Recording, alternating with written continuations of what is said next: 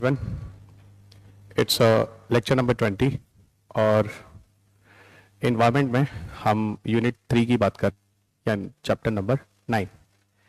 Unit 3 chapter number 9 में international convention की हम बात कर रहे हैं और उसके जाने के पहले ये सोशल मीडिया प्लेटफॉर्म है जहाँ पे मैं आपको मिल जाता हूँ। टेलीग्राम, फेसबुक पेज, इंस्टाग्राम और यूट्यूब पर ये वो जगह है जहाँ आपको मैं अपडेट्स लगातार देता रहता हूँ। जो बुक्स के नए अपडेट्स आते हैं और जो करेंट्स की नई क्लासेस होती है वो सब कुछ आपको यहीं पर मिलती है। So unit number 3 chapter number 9 और ये चैप्टर नंबर 9 जैसा कि मैंने आपको शुरू में बोला था, it is very lengthy chapter और यहाँ हम पार्ट 5 पर बात करने वाले हैं, यानी चैप्टर 9 का ये 5वां लेक्चर है। चैप्टर इंटरनेशनल कॉन्फ्रेंस और समिट्स। पूरी कोशिश है जैसे आप मुझे में सुनते जा रहे हैं वैसे ही आप बुक्स को भी अपडेट्स करते रहेंगे, ठीक है। फिर मैं बता दूं पीपीटीज को बनाने के पीछे कारण सिर्फ ये होता है क्योंकि कंटेंट्स बहुत ज़्यादा होते हैं, तो लिखवा पाना in online classes is not easy task. So इनके पीपीटीज बनाकर समझाने का काम मैं आपको करता जाता हूँ और सारी पीपीटीज के जो सोर्सेज है वो आपकी बुक है, जो इन्वायरमेंट की बुक आपके पास है, मैकग्रा-हिल वाली। इस डिस्कशन में हम लोग यूएनसीएसडी की बात करेंगे, United nation convention on sustainable development. देखो पीछे के लेक्चर्स में ही आ रहे हो तो वहाँ हमने बोला था कि अर्थ समिट यानी जो रियो डी जेनेरियो अर्थ समिट है 1992, वहीं पर जाकर सस्टेनेबल डेवलपमेंट की बात हुई थी। अब एक सेपरेट टॉपिक है, इवन यूपीएससी में भी एक बार क्वेश्चन पूछा गया कि क्लब ऑफ रूम से सस्टेनेबल डेवलपमेंट की शुरुआत हुई है, तो क्लब ऑफ रूम वगैरह वो टॉपिक्स भी आपको यहाँ मिल जाएंगे, बताऊंगा क्या है वो। यूएनसीएसडी यानी कन्वेंशन ऑन सस्टेनेबल डेवलपमेंट। देखो ये पूरी कहानी जो शुरू होती है वो रियो डिक्लेरेशंस और एजेंडा 21 1992 में जो अर्थ समिट हुआ था रियो डी जेनेरियो ब्राजील में, वहाँ जो डिफरेंट डॉक्यूमेंट्स थे जो हमने पीछे बात किए हैं 5 और 6 डॉक्यूमेंट्स थे, उनमें से एक डॉक्यूमेंट्स रियो डिक्लेरेशन था और एक एजेंडा 21 था। इन्हीं दोनों के आउटकम के रूप में United nation convention on sustainable development के बारे में बात होती है, यानी इन्हीं का आउटकम है कि सीएसडी यानी सस्टेनेबल डेवलपमेंट की बात की गई। सस्टेनेबल डेवलपमेंट की बात जो की गई United nation on sustainable development में, वो एक UN economic and social council की बॉडी है जिसके अंदर आती है। या फिर मैं कहता हूं कि UNCSD was a body UN economic and social council. तो इसको थोड़ा सा ध्यान रखना शुरुआत में। ये जो सीएसडी है united nation commission on sustainable development is a body under the UN economic and social council. फिलहाल आज की जनरेशन के हिसाब से ये टॉपिक आपके काम का नहीं है, मैं ये इस तरह के क्वेश्चन पेपर में नहीं आएंगे, मैं आपको पहले बताता हूँ। देखो सस्टेनेबल डेवलपमेंट जो है ज्यादा जरूरी है और सस्टेनेबल डेवलपमेंट मैंने आपको बोला था सतत विकास, जहां पर आप आज तो डेवलप कर ही रहे हैं खुद को, दुनिया को, लेकिन साथ साथ आगे के भविष्य को भी सुरक्षित रख रहे हैं। इस तरह का जो विकास होता है वो डेवलपमेंट कहलाता है। इसके अंदर टोटल 2 टास्क हैं जो दिए गए हैं। पहला एक तो जो मॉनिटर और हाईलाइट कर नेशनल इनिशिएटिव्स हैं एजेंडा 21 के लिए, और दूसरा क्या है फॉलोअप कर जो फाइनेंशियल इश्यूज है ना, मतलब जो पैसा वगैरह इकट्ठा करना है, ठीक, एजेंडा 21 उस पर ध्यान रखना है, यानी तेरी एजेंडा 21 के चारों है। और पीछे के लेक्चर मैंने बोला था कि सस्टेनेबल डेवलपमेंट के बारे में अगर कहीं पे शुरुआत होगी ऑफिशियली तो वो अर्थ समिट में होगा, और वो अर्थ समिट में कहाँ होगा, एजेंडा 21 के साथ साथ। तो वही बात कही जा रही कि जो एजेंडा 21 है जहां पर मॉनिटर करना, हाईलाइट करना है जो इनिशिएटिव्स वहां पे लाए गए हैं राष्ट्रों के लिए, और साथ जो फाइनेंसिंग वगैरह के लिए जो फैसिलिटीज डेवलप करनी है होते रहेंगे ताकि इस तरह की फंडिंग जो है वो जनरेट की जाए जिसको विकासशील कंट्री को दिया जाए इन्वायरमेंटल पॉल्यूशंस को मिटिगेट करने के लिए। ये जो निगोशिएशन है, ओके, जिसको निगोशिएटेड डिक्लेरेशंस, कमिटमेंट्स और progress of 2030 agenda for sustainable development, जो आपको यहाँ पर हम लोग बात करने वाले हैं। इस तरह से बात करूं तो सस्टेनेबल डेवलपमेंट के कमिटमेंट्स को कहाँ कहाँ इंप्लीमेंट करने की बात हुई, तो एजेंडा 21 में भी हुई है, बारबाडोस प्रोग्राम में भी हुई है, मॉरिशस पैटी में हुई है, Rio+20 पे भी हम लोग यहाँ बात करेंगे, और fourth conference on the least developed countries LDC पर भी हुई है। यानी ये डिफरेंट जगह हैं जहां पर दुनिया में सस्टेनेबल डेवलपमेंट को लेकर बातें हुई हैं, लेकिन यहाँ पर सबसे पॉपुलर जो है वो फिर मैं बोल रहा हूँ एजेंडा 21 अर्थ समिट। ओके, इवन Rio+20 पे भी हम लोग बात करेंगे, उसके बाद हम लोग पेज पे भी जाएंगे, आपको बताऊंगा पार्टनरशिप विद दिस क्या क्या चीजें हैं वो आपको समझ में आएंगे। देखो, Rio+5 पे पहले बात करेंगे। कहने का मतलब है कि रियो डी जेनेरियो जो आप अर्थ समिट या पृथ्वी सम्मेलन के नाम से जानते हैं, जिसको आप अर्थ समिट या पृथ्वी सम्मेलन के नाम से जानते हैं, ये अर्थ समिट एक्चुअल में हुआ था 1992 में। एवरीबॉडी नो 1992 में। इसके 5 साल बाद 1997 में Rio+5 हुआ। इसके 5 साल बाद 1997 में Rio+5 हुआ। ठीक है ना। Rio+5 जो हुआ, ठीक है, ये जो मीटिंग हुई, यहां पर ये डिसीजन लिया गया कि जो भी एजेंडा हम बना रहे हैं, गॉट इट, 21 या एजेंडा जो भी पीछे बात हुई थी, उसको एक्शन की तरफ लाना होगा। यानी किताबी बातें ही नहीं करेंगे, ग्रुप में डिस्कशंस ही नहीं करेंगे, इसको इंप्लीमेंट भी करेंगे, इसको एक्शंस में भी लेंगे। तो वही बात हो रही है कि एजेंडा 2 एक्शंस की तरफ हमें चलना होगा। ठीक है, और सस्टेनेबल ग्रोथ के लिए ये बहुत ज्यादा जरूरी है। जैसे होता है ना, सिर्फ पॉलिसी ही नहीं बनानी है, नीतियां, उनको इंप्लीमेंट भी करना है। तो 5 साल गुजर चुके हैं 1992, उसके 5 साल बाद उसी इनिशिएटिव्स को लेकर जो पीछे सस्टेनेबल डेवलपमेंट की बात हुई थी, वहां पर लेकर आगे बात की जाती है और कहा जाता है एजेंडा को एक्शन की तरफ। और यहाँ कोशिश ये करनी है ना, कोशिश ये करनी, हमें आइडेंटिफाई करनी सारी स्ट्रेटजी मैनेजमेंट प्रणाली को, जिसके द्वारा हम लोग सस्टेनेबल डेवलपमेंट चला सकते हैं। ठीक है, यानी एक nation wide, global wide program चलाना होगा, और जहां पर उसकी मदद से हम लोग सस्टेनेबल डेवलपमेंट को बूस्ट अप करेंगे। इस तरह की चीजों को आइडेंटिफाई करना होगा, और डेफिनेटली अगर आइडेंटिफाई नहीं करेंगे तो जो एजेंडा है वो एक्शन की तरफ कैसे जाएगा, किसी काम को हम यहां पर कैसे कर पाएंगे। आगे ले चलते हैं। आगे आता है माल्मो डिक्लेरेशन। याद रखना, इस पूरी कहानी के पीछे क्या है, सस्टेनेबल डेवलपमेंट। सस्टेनेबल डेवलपमेंट की शुरुआत एजेंडा 21 से होती है, अर्थ समिट में 1992 से। 5 साल बाद उन्हीं मोटिव को लेकर Rio+5 होता है। Rio+5 इसलिए बोला जाता है कि जो मोटिव पीछे था, उसी मोटिव को लेकर फर्दर मीटिंग्स हो रही होती है। आगे चलकर हम लोग आते हैं माल्मो डिक्लेरेशन। पर माल्मो डिक्लेरेशन असल में बोलूं तो ये सक्सेस बिल्कुल नहीं हुआ, जैसे फेल रहा। माल्मो डिक्लेरेशन 2000 में आता, पहली होती है जो इन्वायरमेंटल की मीटिंग होती है, जहां पर एक्शंस को अडॉप्ट किया जाता है। यानी एजेंडा को एक्शन की तरफ ले जाने की बात Rio+5 में हुई थी। एक्शन को अडॉप्ट किया जाता है माल्मो डिक्लेरेशन में 2000 में, है ना। माल्मो डिक्लेरेशन में 2000 में, जो कि Rio+5 3 साल बाद है। Rio+5 कब हुआ? 1997। उसके 3 साल बाद क्या हुआ? Malmo declarations. यही कहता है कि जो इन्वायरमेंटल एजेंडा है 25 वो हमें क्या करना होगा। और आपको पता है एजेंडा 20 क्या है? एजेंडा 21 वही है कि 21वीं सदी में हम इन्वायरमेंट को सस्टेनेबल तरीके से ग्रो कराकर उस अवस्था में पहुंचा देंगे जो प्री इंडस्ट्रियलाइज के पहले की अवस्था थी। फाइन। अब यहां पे इंटरनेशनल कोऑपरेशन वगैरह को और ज्यादा बढ़ाना होगा, बहुत ज्यादा जरूरी है।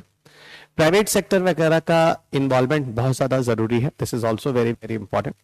प्राइवेट सेक्टर को कमिट करना होगा इस तरह की चीजों पे, पलूटर पे प्रिंसिपल पर, इसके अलावा प्रिकॉशनरी प्रिंसिपल पर। यानी जब मैंने आपको इस चैप्टर की शुरुआत की थी तो मैंने आपको कुछ प्रिंसिपल्स बताए थे कि इन्वायरमेंटल कन्वेंशंस में इन्वायरमेंटल प्रोटेक्शंस के लिए बहुत सारे सिद्धांत बनाए जाते हैं, यानी प्रिंसिपल्स बनाए जाते हैं। उन प्रिंसिपल्स में बहुत सारे प्रिंसिपल्स के नाम मैंने पढ़े थे जब मैं आपको ट्रीटी, समिट्स, ये सब चीजें बता रहा था। और इनमें जो चीजें आती हैं, इनमें 2 ऐसे प्रिंसिपल हैं जहां पर ये पे बात हो रही है।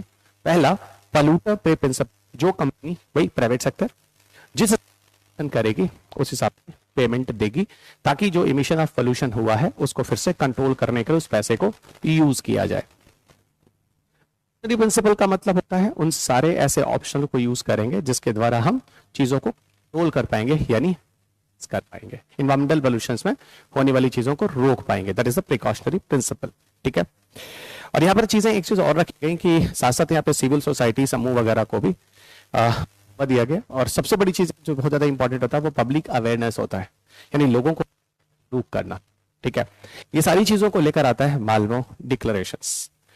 अब चलते हैं हम रियो प्लस 10 पर, तेरा ऑर्डर देखना, रियो प्लस 10 का मतलब होता है 10 साल के बाद रियो के कॉन्सेप्ट को लेकर हुई मीटिंग, जिसको हम रियो प्लस 10 के नाम से जानते हैं।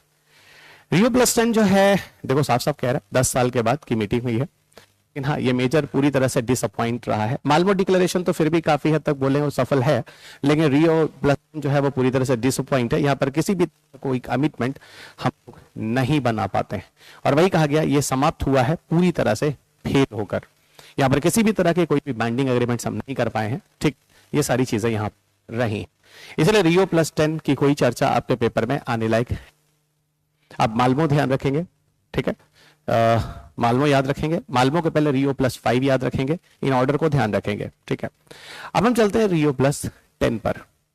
रियो प्लस 10 पर, रियो प्लस 10 असल में किस्मत से रियो डी जेनेरियो में ही होता, यानी रियो प्लस 5 रियो प्लस 10 रियो डी जेनेरियो में नहीं था, ठीक है, लेकिन रियो प्लस 20 फिर रियो डी जेनेरियो ब्राजील में ही होता है। बड़ी इंटरेस्टिंग न्यूज है, और वह दिन होता है 20-22 जून 2012, ठीक है, 20-22 जून 2012। और देखो कह भी रहा है कि 1992 का समिट था, है ना, उसके ठीक 20 साल के बाद उसी फॉलोअप को लेते हुए 20-22 जून के बीच में 2012 में यह समिट होता है, जिसको रियो प्लस 20 के नाम से जाना जाता है।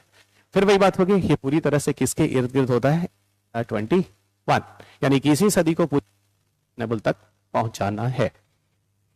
ओके, यहां पर कुछ पार्टनरशिप डिक्लेरेशंस भी होते हैं, यानी कुछ एजेंसीज वगैरह के साथ मिलजुल कर काम करने की बात होती है। फाइन, वेरियस इश्यूज है जो इस कॉन्फ्रेंस में इनिशिएटिव लेते हैं, जैसे कौन कौन से इश्यूज हैं जो यहाँ पर एक तरह का इनिशिएटिव्स है जो लिया गया है ना। एक तो सस्टेनेबल डेवलपमेंट की जरूरत है, दुनिया को अपनाना होगा, फूड क्राइसिस को समाप्त करना होगा, development of transport system developing countries में और अच्छा करना होगा, फाइनेंशियल और टेक्निकल सपोर्ट डेवलपिंग कंट्री को हमेशा मिलना चाहिए क्योंकि उनके रिसर्च और डेवलपमेंट अच्छे नहीं है, ग्रीन इकोनॉमी लानी होगी जिस पर हमने क्लाइमेटिक पैरामीटर्स वाले चैप्टर में बात कर ली है, ग्रीन जॉब्स, इस तरह की green GDPs, removal of poverty is very important thing, definitely गरीबी दूर होगी तो लोग लकड़ी नहीं जलाएंगे, एक एग्जाम्पल जो मैंने आपको पहले ही से बता रखा है, और एलपीजी की तरफ पूछ करेंगे। इंटरनेशनल पार्टनरशिप भी सस्टेनेबल डेवलपमेंट के लिए होता रहे, एक कंट्री दूसरे कंट्री के साथ मिलकर उसका सहयोग भी करता रहे। और बाय द वे मैं आपको पहले भी कि डेवलप कंट्री की रिस्पॉन्सिबिलिटी है कि डेवलपिंग कंट्री की हेल्प करें, क्योंकि डेवलपिंग कंट्री काफी पुअर है, developing country research and development में काफी एडवांस नहीं है। अब हम चलते हैं पेज की तरफ। पेज पे क्वेश्चन यूपीएससी के प्रीलिम्स में पूछा गया है ईयर में, पर ये क्वेश्चन 2015-16 के आसपास पूछा गया है। देखो पेज जो है इसे लाया गया है 2013 में, और इसके पीछे जो कारण था वो वही रियो प्लस 20 ही था। जो रियो प्लस 20 जो डिक्लेरेशन रियो में होता है वहां पर पेज के कंसेप्ट को लाया जाता है। पेज का मतलब है partnership for action on green economy, partnership for action on green economy. Green economy के बारे में बात हो चुकी है, ग्रीन जीडीपी, ग्रीन जॉब्स, इस तरह की चीजों पर बात होती है पेज के अंदर, इसलिए इसका नाम रखा गया partnership for the action on green economy. तो कोई भी पूछे पेज के पीछे कौन सा कन्वेंशन है, कॉन्फ्रेंस है, कुछ भी है, तो आप बोलेंगे रियो प्लस 20। आगे बढ़ते हैं। इस पार्टनरशिप सपोर्ट में क्या करना है, जो नेशंस और रीजन्स हैं, है ना, खासतौर से यहाँ पर इकोनॉमिक पॉलिसी वगैरह को फिर से रिफ्रेम किया जाएगा, उसकी प्रॉपर प्रैक्टिसेस की जाएंगी।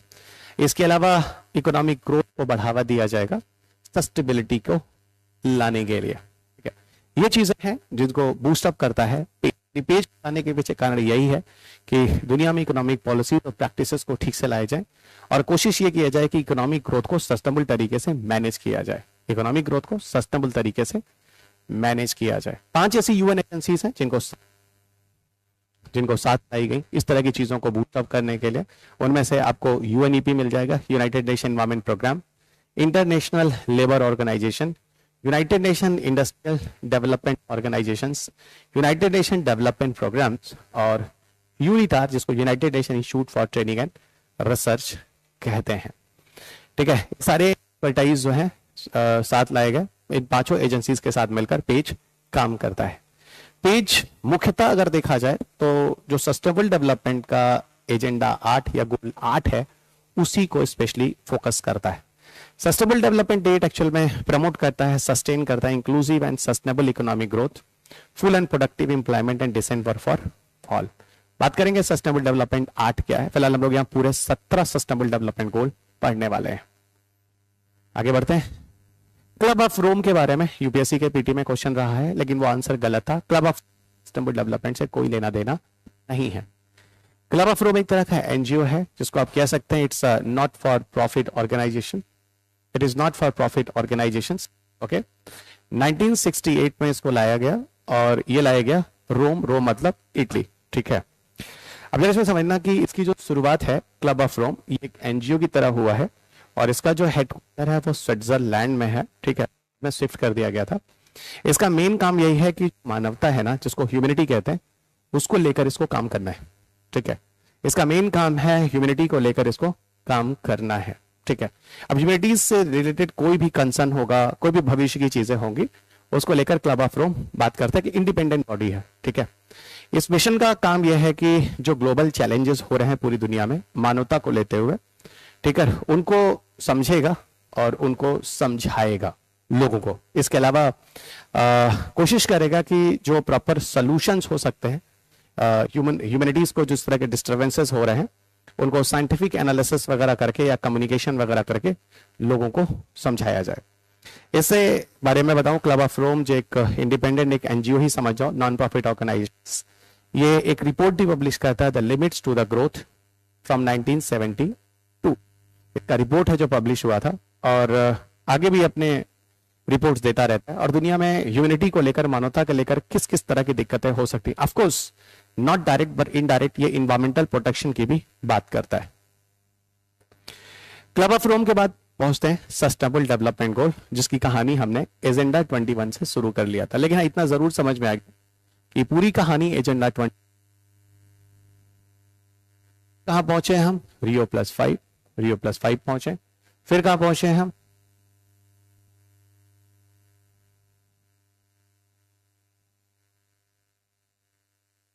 फिर हम कहां पहुंचे हैं, रियो प्लस 20 में पहुंचे।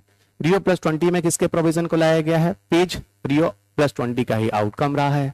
इसके बाद हम लोग करते करते कहां पहुंचे, अब हम बात करने जा रहे हैं एक्चुअल में, ओके, एक्चुअल में सस्टेनेबल डेवलपमेंट गोल, जिसकी पूरा बैकग्राउंड हम पीछे से पढ़ रहे थे, ओके, जिसका पूरा बैकग्राउंड हम पीछे से पढ़ रहे थे, उसी सस्टेनेबल डेवलपमेंट की शुरुआत यहां होती है, और हम यहां जाकर रुक जाते हैं रियो प्लस 20 में 2012। अब यहां पे डिसीजन क्या लिया जाता है रियो प्लस 20 में कि भाई सस्टेनेबल डेवलपमेंट गोल हमें लाना होगा, और सस्टेनेबल डेवलपमेंट गोल यानी सतत विकास लक्ष्य जिसको मैं बोल रहा हूं, और फिर मैं बोल देता हूं सतत विकास का मतलब वही होता है ना तो आज को कोई प्रॉब्लम हो और ना तो कमिंग फ्यूचर को, जिस आपके डेवलपमेंट किए जा रहे हैं, इन्हीं को हम कहते हैं सस्टेनेबल डेवलपमेंट। तो सस्टेनेबल डेवलपमेंट एक्चुअल में जो है वो बहुत सारे ग्लोबल गोल्स हैं, टोटल 17 ग्लोबल गोल्स हैं जो सस्टेनेबल डेवलपमेंट गोल्स में लाए गए। सारे गोल्स एक दूसरे के साथ इंटरलिंक्ड है, यानी जुड़े हुए हैं, और डेफिनेटली को तय करेंगे इनकी मदद से। सस्टेनेबल डेवलपमेंट गोल को 2015 में, ठीक है, 2012 में फिलहाल सस्टेनेबल डेवलपमेंट की बात फाइनल हो गई, 2015 में अपनाया गया, और यूएन जनरल असेंबली की मीटिंग थी, वहां पे अपनाया गया, और 2030 तक का एक टारगेट ईयर बनाया, यानी 15 साल के अंदर हमें कुल 17 ऐसे डिसिप्लिन है जहां पर ग्रोथ और डेवलपमेंट करना। अच्छा, तो ये हो गया एजेंडा। 2015 के बाद से लेकर 2030 तक हमें जो चीजें अचीव करनी है। एक बात और बता दूं, सस्टेनेबल डेवलपमेंट गोल के पहले एक और गोल लाया था जिसको हम मिलेनियम डेवलपमेंट गोल कहते हैं, एमडीजी। मिलेनियम डेवलपमेंट गोल जो था वो 2015 में बंद होता है। मिलेनियम डेवलपमेंट गोल एक सपोर्ट हैंड के लिए मैं आपको सस्टेनेबल डेवलपमेंट गोल के समाप्त होने के बाद थोड़ी चीजें बताऊंगा, पर आज के रेफरेंस में millennium development goal is not required for your examination. आप सिर्फ सस्टेनेबल डेवलपमेंट गोल को ही देखेंगे। ये 17 पॉइंट्स हैं जो सस्टेनेबल डेवलपमेंट गोल्स में आपके सामने हैं। पहला, नो पॉवर्टी, गरीबी को दूर करो। जीरो हंगर, भूख मरी वगैरह को करो। गुड हेल्थ एंड वेलबींग को लेकर। चौथा है क्वालिटी एजुकेशन को लेकर। पांचवा, जेंडर इक्वेलिटी की बात होती है, सैनिटेशन की बात होती है। सातवां, अफोर्डेबल एंड क्लीन एनर्जी की बात होती है। आठवां, decent work and the economic growth की बात होती है। नवा, इंडस्ट्री इनोवेशन इंफ्रास्ट्रक्चर की बात होती है। 10वां, रिड्यूस द इक्वेलिटीज की बात होती है, ठीक है। 11वां, सस्टेनेबल सिटीज एंड कम्युनिटीज की बात होती है। 12वां, रिस्पॉन्सिबल कंजम्पशन एंड प्रोडक्शन की बात होती है। 13वां, क्लाइमेट एक्शन को लेकर बात होती है। चौथा, लाइफ बिलो वाटर। 15वां जो है लाइफ ऑन लैंड। 16वां, peace justice and strong institution as 17, partnership for the goal. ये टोटल 17 सस्टेनेबल डेवलपमेंट गोल के एजेंडे हैं जो आपको जानने हैं। Got it. आगे चलते हैं, मिलेनियम डेवलपमेंट गोल्स। फिलहाल देखते हैं 2030 तक सस्टेनेबल डेवलपमेंट गोल में हम कितना अचीव कर पाते हैं। इवन भारत सरकार भी समय के साथ साथ जो सस्टेनेबल डेवलपमेंट गोल जो दुनिया में इंटरनेशनल लेवल पे लाया गया, उसमें भारत कितना ग्रोथ हो रहा है, क्या डेवलपमेंट हो रहा है, इसको लेकर भी अपने अपने पेपर्स वगैरह पब्लिश करते हैं और न्यूज़पेपर वगैरह में अपने रिपोर्ट्स देते हैं। और सही बात है, हर नेशन को सस्टेनेबल डेवलपमेंट गोल इन 17 मुद्दों को अपनाना था। तो उसमें यही होगा कि भारत इन मुद्दों में कहां पर कितनी सफलता पाई है, इस आने वाले समय पे बनते हैं, क्योंकि हर सालों में क्या क्या चीजें चली वो तो हर एक अपडेट होता है, लेकिन स्टैटिक इतना ही था। अब बात करते हैं मिलेनियम डेवलपमेंट गोल, जो कि सस्टेनेबल डेवलपमेंट गोल के पहले था, यानी सतत विकास के पहले सहस्त्राब्दी विकास था, जिसको आप कहते हैं मिलेनियम सहस्त्राब्दी विकास का लक्ष्य रखा गया, एमडीजीज। एमडीजीज यूनाइटेड नेशन के द्वारा ही लाया गया, उसकी समिट में 2000 में लाया गया। 8 इंटरनेशनल डेवलपमेंट गोल्स हैं जिसके अंदर लाए गए। 22 international organisations, UN member states और 22 इंटरनेशनल ऑर्गेनाइजेशंस की स्वीकृति मिलती है मिलेनियम डेवलपमेंट गोल की, जो 2015 से लाया जाता है। ओके, सॉरी 2015 तक अचीव करना होता है, ठीक है। लाया तो ये 2000 में ही गया था और 2000 से लेकर 15 साल के अंदर ये चीजें करनी थी। अब इसके 8 गोल्स कौन कौन से हैं, फिलहाल सिर्फ नाम के लिए बता रहा हूं, पर आज आपके पेपर के लिए इंपॉर्टेंट नहीं है। But you should remember, sustainable development गोल के पहले मिलेनियम डेवलपमेंट गोल था, जो 2000 से 2015 के बीच चला था। Eradication of extreme poverty and hunger, जो चीज आप आगे चलकर सस्टेनेबल डेवलपमेंट गोल में भी देख रहे हैं। अचीव यूनिवर्सल प्राइमरी एजुकेशन, जो बाद में नहीं था लेकिन शुरुआत में डाला गया था कि बेसिक अध्ययन जरूरी education. Promote gender equality and women empowerment, वो still it is continue. Reduce the children mortality, reduce the children mortality, बच्चों का जो मृत्यु दर है कम करो। इंप्रूव मैटरनल हेल्थ, माँ की हेल्थ को सुधारो। टू कॉम्बैट HIV और एड्स, मलेरिया, अदर डिजीजेस, जिसको आगे चल हम लोगों में इस तरह से नहीं रखा, हेल्थ और वेलबींग करके डाल दिया सस्टेनेबल डेवलपमेंट गोल में। इन्वायरमेंटल सस्टेनेबिलिटी की तरफ चलो, और global partnership for the development के लिए बहुत ज्यादा जरूरी है एक राष्ट्र दूसरे राष्ट्र के साथ मिलजुल कर काम करे इन्वायरमेंट के प्रोटेक्शन के लिए। ये पूरा बैकग्राउंड था जो कि डेवलपमेंट गोल, और उसका जो बैकग्राउंड था मिलेनियम डेवलपमेंट गोल। और सस्टेनेबल डेवलपमेंट गोल की शुरुआत भी हो गई, कहां से हुआ था, रियो अर्थ समिट, जिसको हम रियो अर्थ समिट के नाम से भी जानते हैं। हम एक अगले कन्वेंशन की बात करेंगे जहां पर 3 चीजें एक दूसरे के साथ जुड़ी हुई हैं। पहला वियना कन्वेंशन, दूसरा मॉन्ट्रियल प्रोटोकॉल और तीसरा किगाली एग्रीमेंट। जरा ध्यान दो, जब मैं आपको चैप्टर नंबर 7 पढ़ा रहा था और क्लाइमेट चेंज की बात कर रहा था, वहां पर एक चैप्टर था यानी ओजोन डिप्लीशंस। वहां मैंने कहा था कि जो दुनिया में इस एटमॉस्फेयर में ऊपर है ना, स्ट्रेटोस्फीयर में लगातार जो ओजोन की लेयर कम हो रही है, इसकी जानकारी सबसे पहले चली थी 1985 में, है ना। कब पता चली थी? 1985 में। 3 साइंटिस्ट के नाम भी बोले, 3 इन्वायरमेंटलिस्ट बोल लो, कुछ भी, कुछ बैलून एक्सपेरिमेंट वगैरह की मदद से उन्होंने पता लगाया था कि यूएस की साइड पूरा एक अच्छा खासा है ना, एक ओजोन की एक लेयर की हो रहा है, और उसकी ठीक 1985 में जाके देखो, तुरंत वियना कन्वेंशन बुला लिया जाता है। यानी यहां तुरंत हमें पता चलता है कि ओजोन क्षरण एक बहुत बड़ा खतरा है जो आने वाले समय के लिए दुनिया पे मंडरा रहा है, और उसी समय हमने 1985 में वियना कन्वेंशन कर लिया। इंटरनेशनल लेवल में ग्लोबल ओजोन डिप्लीशंस को रोकने के लिए, है ना, जो पहला इनिशिएटिव है वो वियना कन्वेंशन है, ये प्रीलिम्स में याद रखना। और ये 1985 में इसीलिए क्योंकि उसी समय इस तरह की प्रॉब्लम्स हुई थी। तो पीछे से इस कहानी को मैंने जोड़ दिया, जो लोग पीछे से सुनते आ रहे हैं आपको टॉपिक समझ में आ रहा होगा।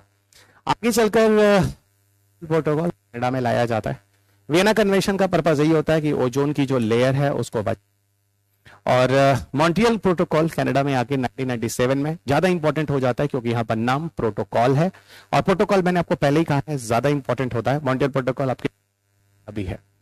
देखो, मॉन्ट्रियल कन्वेंशन पूछे तो ये ओजोन से जुड़ा नहीं है, वो ग्लोबल वार्मिंग से जुड़ा है। लेकिन मॉन्ट्रियल प्रोटोकॉल पूछे तो आप जान लेना ओजोन प्रोटेक्शन के लिए जुड़ा हुआ है। मॉन्ट्रियल प्रोटोकॉल आएगा, यहाँ पर सीधा इनिशिएटिव था कि भाई देखो, उन सब्सटेंस को जिसकी वजह से ओजोन का डिप्लीशन होता है उनको डिप्लीट किया जाए, यानी जो ओजोन लेयर को डिप्लीट कर रहे हैं तो सब्सटेंस उनको कंट्रोल किया जाए। तो उन सब्सटेंस को लेकर किए गए रेस्ट्रिक्शन से जो कि मॉन्ट्रियल प्रोटोकॉल में लाए गए थे। अब देखो यहाँ पर एक्चुअल में क्या 1987 में जो Montreal generally focus ozone depleting substances को लेकर, जिसको हम लोग शॉर्ट में ओडीएस कहते हैं। फिलहाल आपने पीछे काफी मेरे से बात किया हुआ है, ओके, पीछे हम लोगों ने काफी बात किया हुआ ओडीएस के बारे में। Chlorofluorocarbon, that was very common, है ना, क्लोरोफ्लोरोकार्बन जो कि बड़ा कॉमन था, ठीक है। तो बाकी आगे चलकर क्या हुआ, ठीक है, हम क्लोरोफ्लोरोकार्बन के यूज को बंद कर देंगे, ठीक है, और क्लोरोफ्लोरोकार्बन के यूज को बंद कर देंगे और ऐसा अल्टरनेटिव जो चलेंगे वो किधर की तरफ होगा, आपको बताऊंगा हाइड्रोफ्लोरोकार्बन की तरफ जाना था। आगे बढ़ते हैं। अब देखो मॉन्ट्रियल प्रोटोकॉल पहले बात करेंगे, this is a very important topic, है ना। आज भी कहीं ना कहीं उत्तर प्रदेश पीसीएस या कहीं कहीं एमपीपीएससी या अलावा में आ जाता है, पर यूपीएससी में आज तक इस तरह के क्वेश्चंस आने काफी कम हो गए। मॉन्ट्रियल प्रोटोकॉल फिलहाल 1987 में लाया जाता है, पर इसको फोर्स में आते थे 2 साल लग जाते हैं, और ये फोर्स में आता है 1989 में। इसका पूरा कारण वही होता है कि जो ओजोन डिप्लीटिंग सब्सटेंसेस होते हैं उनको पूरी तरह से वायुमंडल में क्या करना है, हटाना है। ओके, हटाना है। 197 मेंबर पार्टीज को ज्वाइन करते हैं, मतलब they are the parties of members. और सबसे इंटरेस्टिंग बात क्या है, ये पहला ऐसा प्रोटोकॉल है जहां जितने कंट्री सिग्नेटरी होते हैं उतने ही कंट्री इसको फॉलो भी कर जाते हैं, यानी रेटिफाई भी कर जाते हैं। अपने कंट्रीज में आकर पार्लियामेंट में उसको मेजॉरिटी करना होता है तो सारी कंट्रीज में पास भी हो जाता है। मॉन्ट्रियल प्रोटोकॉल एक टारगेट डिसाइड करता है क्लोरोफ्लोरोकार्बन को दुनिया से खत्म करने के लिए। फाइन। और यहाँ पे डेवलप कंट्री और डेवलपिंग कंट्री के लिए एक अलग अलग ईयर का टारगेट बनाया जाता है कि विकसित राष्ट्र ओजोन डिप्लीटिंग सब्सटेंसेस को कब तक बंद कर देंगे और विकासशील राष्ट्र कब तक बंद कर देंगे। यहां पर एक चीज और होती है कि डेवलपिंग कंट्री को तकनीकी वगैरह का हस्तांतरण किया जाए, क्योंकि जो डेवलपिंग कंट्रीज हैं, जो डेवलपिंग कंट्रीज हैं उनके रिसर्च और डेवलपमेंट नहीं है, ठीक है, नहीं है। दूसरी चीज, इस तरह के हार्मफुल सब्सटेंसेस के ट्रेड वगैरह को भी हम लोग रोकेंगे, यानी उनके व्यापार को भी रोकेंगे, जिसकी वजह से ओजोन डिप्लीशन होता है, यानी एक कंट्री दूसरे कंट्री को क्लोरोफ्लोरोकार्बन इस तरह की देगा जिससे उसको यूज करने के बाद दुनिया में ओजोन डिप्लीशन होता है। इस तरह की बात है। इवन मॉन्ट्रियल प्रोटोकॉल में, ठीक है, हमने ओजोन डिप्लीटिंग सब्सटेंसेस जैसे सबसे कॉमन जो था वो क्लोरोफ्लोरोकार्बन वगैरह था, फ्रियॉन गैस वगैरह था, उसको रेस्ट्रिक्ट कर लिया। लेकिन जब उसको रेस्ट्रिक्ट कर लिया तो उसके अल्टरनेटिव के रूप में हम लोगों ने क्या लाया, हाइड्रोफ्लोरोकार्बन। ओजोन क्षरण नहीं करता, ओजोन डिप्लीशन नहीं करता है, लेकिन वहीं दूसरी तरफ हाइड्रोफ्लोरोकार्बन जो होता है, it is what, it is a global warming gas, और ये अच्छा खासा पोटेंशियल वाला ग्लोबल वार्मिंग गैस जो कि बहुत ज्यादा खतरनाक है। यानी कितना अजीब है ना, सिर्फ दूर करने के लिए क्लोरोफ्लोरोकार्बन को हटाने की बात कर रहे हैं, और क्लोरोफ्लोरोकार्बन के अल्टरनेटिव के रूप में वही रेफ्रिजरेंट, एयर कंडीशन में हाइड्रोफ्लोरोकार्बन ला, और हाइड्रोफ्लोरोकार्बन अगर लीक हो गया तो ग्लोबल वार्मिंग गैस है, तो अगर हमने सोल्यूशन दिया तो कहीं ना कहीं दूसरे को नुकसान किया। तो वही बात हो रही है आगे चलकर कि हाइड्रोफ्लोरोकार्बन को भी हटाया जाए, ठीक है। और वही हाइड्रोफ्लोरोकार्बन को हटाने के लिए आगे मॉन्ट्रियल प्रोटोकॉल में अमेंडमेंट्स होते गए, कुछ कुछ उसमें सुधार होते गए, और उसी का 8वां अमेंडमेंट जो था, जो किगाली में होता है अफ्रीका में, और वो किगाली अमेंडमेंट के नाम से दुनिया में पॉपुलर होता है। ये किगाली अमेंडमेंट जो है वो एक्ट में हाइड्रो अच्छा खासा करने के लिए। आगे बढ़ते हैं, ध्यान से चीजों को समझना, ठीक है। अब बात करते हैं किगाली एग्रीमेंट के बारे में, ठीक है। 197 कंट्री इसको साइन करते हैं, ठीक है, 197 कंट्री इसको साइन करते हैं। मॉन्ट्रियल प्रोटोकॉल की 28वीं मीटिंग चल रही होती है, मॉन्ट्रियल प्रोटोकॉल की 28वीं मीटिंग चल रही थी, वही मॉन्ट्रियल प्रोटोकॉल जो कि हम पीछे बात कर रहे थे 1987 से, ठीक है। उसकी 28वीं मीटिंग चल रही होती है, और वहां पे किगाली जो है एक कैपिटल सिटी ऑफ अफ्रीका है, वहां पर सारे डिस्कशंस हो रहे थे 15 अक्टूबर 2016 को, जहां पर यह एग्रीमेंट होता है। और इस एग्रीमेंट में यही कहा जाता है कि जो क्लोरोफ्लोरोकार्बन के अल्टरनेटिव की तरह हाइड्रोफ्लोरोकार्बन का यूज किया गया था, उसका डेवलपमेंट, उसका जो प्रयोग है वो धीरे धीरे हम खत्म कर देंगे। और ये बोला गया कि 2045 तक आने वाले सालों में हम लगभग 80 to 85% हाइड्रोफ्लोरोकार्बन का उपयोग काफी हद तक खत्म कर दिया जाएगा। और इस तरह की इनिशिएटिव्स लेने से यह भी बोला गया कि आगे आने वाले भविष्य में 21वीं सदी के एंड तक, यानी by the year of end of 2100, global atmospheric mean temperature 0.5 degree Celsius के ऊपर बढ़ने नहीं पाएगा। ये सारी चीजें हैं जो इसके अंदर आती है। और आगे बात करते हैं, किगाली एग्रीमेंट जनरली जो है वो, फिर मैं बता देता हूं, मॉन्ट्रियल प्रोटोकॉल का 8वां अमेंडमेंट है। मैं आपको पहले बता देता हूं, this is the most important question for UPSC for the coming year, miss मत करना, ये आएगा जरूर। तो किगाली अमेंडमेंट वही है जहां पे प्रोटोकॉल क्लोरोफ्लोरोकार्बन को अल्टरनेटिव नहीं की बात थी, जो हम हाइड्रोफ्लोरोकार्बन को लाते हैं जो कि बहुत खतरनाक करता है, उसको कंट्रोल के लिए किगाली अमेंडमेंट किया गया था। किगाली अमेंडमेंट में एक्चुअल में जो हाइड्रोफ्लोरोकार्बन की बात की गई थी, वो हाइड्रोफ्लोरोकार्बन है क्या, उसके बारे में बात करते हैं, जिसको रिप्लेस करने की बात की गई थी। यह हाइड्रोजन बना हुआ कंपाउंड है हाइड्रोफ्लोरोकार्बन, जिसको जनरली रेफ्रिजरेटर्स, एयर कंडीशंस में यूज किया जाता है as a alternative of chlorofluorocarbons. लेकिन हाइड्रोफ्लोरोकार्बन्स के साथ खतरा यह है, ओजोन डिप्लीशन नहीं करता लेकिन ग्लोबल वार्मिंग करता है। ओके, लेकिन ग्लोबल वार्मिंग करता है, और ये कार्बन डाइऑक्साइड और मीथेन के कंपैरिजन में इसकी एफिशिएंसी बहुत ज्यादा है ग्लोबल वार्मिंग करने की। और आगे चलते हैं, किगाली एग्रीमेंट्स के महत्वपूर्ण बिंदु क्या है। पहली चीज है लीगली बाइंडिंग एग्रीमेंट है, यानी सबको फोर्स किया गया है इसको अपनाने के लिए। लेकिन हाँ, इसको अपनाने के लिए कंट्रीज को 3 अलग अलग ग्रुप में बांटा गया। कौन सी 3 अलग अलग कंट्रीज हम आपको दिखाता हूं, और डेफिनेटली जो सिग्नेटरी पार्टीज होंगे वही इसको क्या करेंगे, एडॉप्ट करेंगे। ठीक है, अब यहां पर ये चीज जब किगाली अमेंडमेंट हो रहा था 2016 की, जब मैं बात कह रहा हूं, यानी जब हम यहां पे बात कर रहे थे 2016 में बात कर रहे थे, तो बोला गया कि 2019 से ये चीज एडॉप्ट की जाएगी, है ना, और ये प्रभावी होगा 1 जनवरी 2019 से।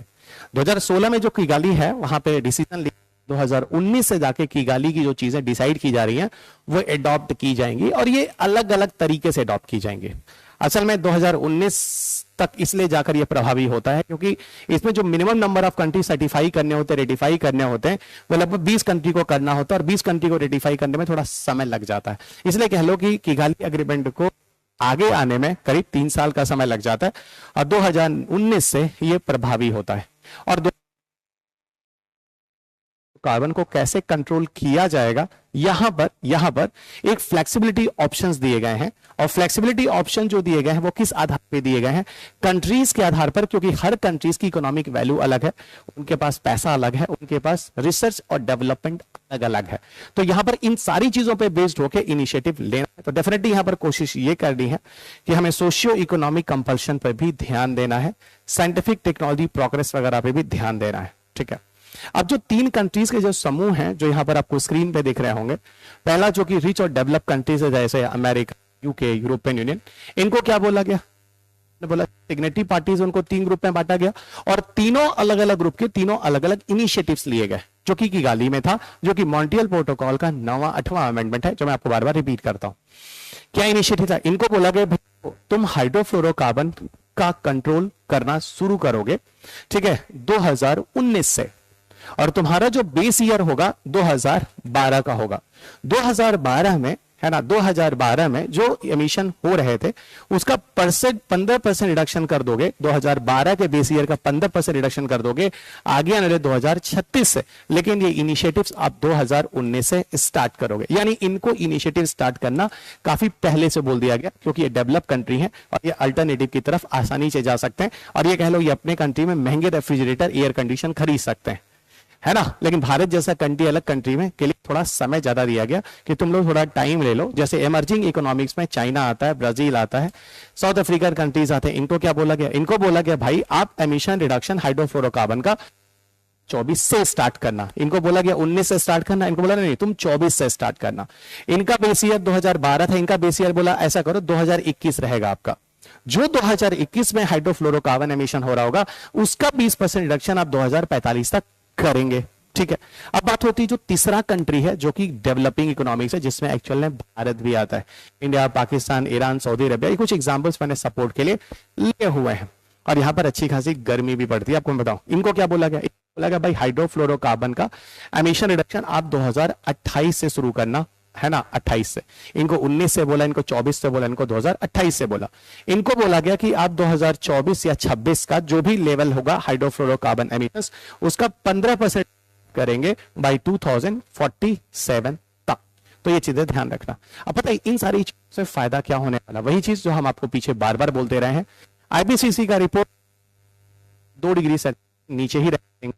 प्री इंडस्ट्रियलाइज्ड एरिया का जो प्री इंडस्ट्रियलाइजेशन के टाइम के पहले की अवस्था थी उस हिसाब से सिर्फ 2% ही टेम्परेचर बढ़ेगा, उससे कम ही रहेगा, उसके ऊपर बढ़ने नहीं पाएगा। ये सारी की सारी कहानी है इसके पीछे। अब बात करते हैं किगाली अमेंडमेंट और भारत कहां है।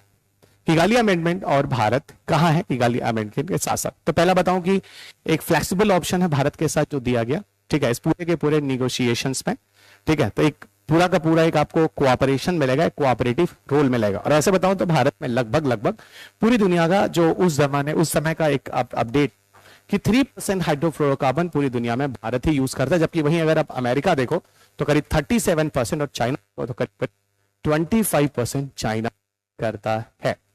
ठीक है, और ये तीन ही कंट्री है, मतलब आपको बता रहा हूं जहां पर फ्लोरोकार्बन का खपत इस लेवल पे हो रहा है, जो यहां पर मैंने इंफॉर्मेशन आपके लिए लाया है। ठीक है, यहां पर एक चीज और ध्यान, भारत ने कहा भाई ऐसा है कि हम मेक इन इंडिया की तरफ चलेंगे।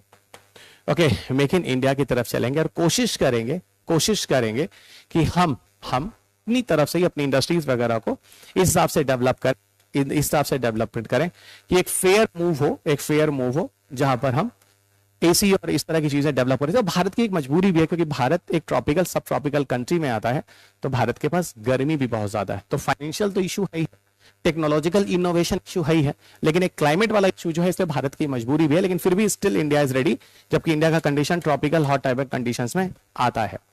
इंडिया गवर्नमेंट ने यह बोला भी है कि देखो हम लोग HFC 23 को पूरी तरह से टर्मिनेट करेंगे। ठीक है, और this will cut down the emission by 100 billion ton equivalent of carbon dioxide in next 15 years. यानी आज अगर सबसे ज्यादा जिस हाइड्रोक्लोरोफ्लोरोकार्बन का यूज हो रहा है वो है HFC 23, और भारत कहता है कि अगर हम इतना HFC 3 को पूरी तरह से कर देंगे, जो भारत ने टारगेट बनाया है, तो हम कुल मिलाकर बिलियन टन इक्विवेलेंट के बराबर कार्बन डाइऑक्साइड का एमिशन कम कर देंगे। क्योंकि इतना HFC 23 जो आज निकल रहा है वो इतना ग्लोबल वार्मिंग कर रहा है, जो कि 100 मिलियन टन कार्बन डाइऑक्साइड के बराबर होता है। तो आगे 15 सालों के अंदर इस लेवल पर हम लोग हाइड्रोफ्लोरोकार्बन को रिप्लेस करके और ग्लोबल वार्मिंग को कंट्रोल करेंगे। आगे लिए चलते हैं आपको। अब बात करते हैं किगाली एग्रीमेंट में किस किस चीजों की बारे में बात होती है, अगर भारत के रिस्पेक्ट में बात करें। यहां पर दो तरह के इंप्लीकेशन हैं जो लाए गए हैं।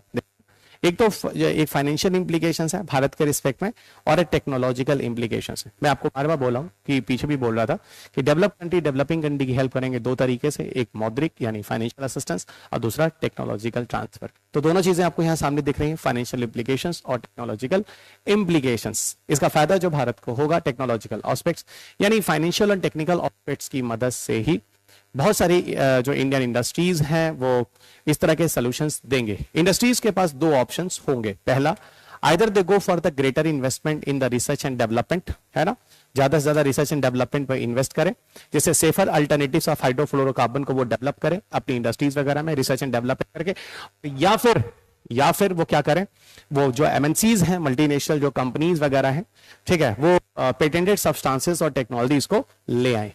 ले आए मतलब किसी से लाके खरीदें या इस तरह की चीजें मैनेज करें, technology from the MNCs. Technological implications में क्या है, ठीक है, टेक्नोलॉजिकल इंप्लीकेशन में क्या है कि यहाँ पर कुछ डेवलप किए जाए। जनरली जो डेवलप कंट्रीज हैं वो ऑलरेडी इस तरह के हाइड्रोफ्लोरोकार्बन्स के जो सब्स्टिट्यूट्स हैं, उनके अल्टरनेटिव्स वगैरह के जो प्रोडक्ट्स हैं वो उनको बताएं, उनका टेक्नोलॉजिकल बारे में इंफॉर्मेशन है, मतलब टेक्नोलॉजी ट्रांसफर करें, ताकि टेक्नोलॉजी ट्रांसफर के द्वारा जो डेवलपिंग कंट्रीज है लाइक भारत को इसका मदद मिल जाए। तो एक भारत को किस तरीके से हम किगाली एग्रीमेंट्स को इंप्लीकेशन कर रहे हैं, तो दो तरीके से, एक फाइनेंशियल तरीके से, फाइनेंशियल मदद करके जो कंपनियां डेवलप करेंगी, नए अल्टरनेटिव्स करेंगी, नए रिसर्च एंड डेवलपमेंट करेंगी, पैसा इकट्ठा करेंगी, और साथ साथ जो टेक्नोलॉजिकल डेवलप कंट्री से आएगा वो डेवलपिंग कंट्री यानी भारत जैसी कंट्रीज को यूज करेगी, और इस तरीके से भारत किगाली एग्रीमेंट को पूरा करेगी अपने आगे आने भविष्य के टारगेट पर जो हमने पीछे बात की थी। अब बात होती है अगर हाइड्रोफ्लोरोकार्बन्स को हटाया जाए तो फिर उसका अल्टरनेटिव क्या लाया जाए। अगर हाइड्रोफ्लोरोकार्बन को हटाया जाए तो इसके अल्टरनेटिव के रूप में हाइड्रोफ्लोरोओलिफिन की बात हो रही है।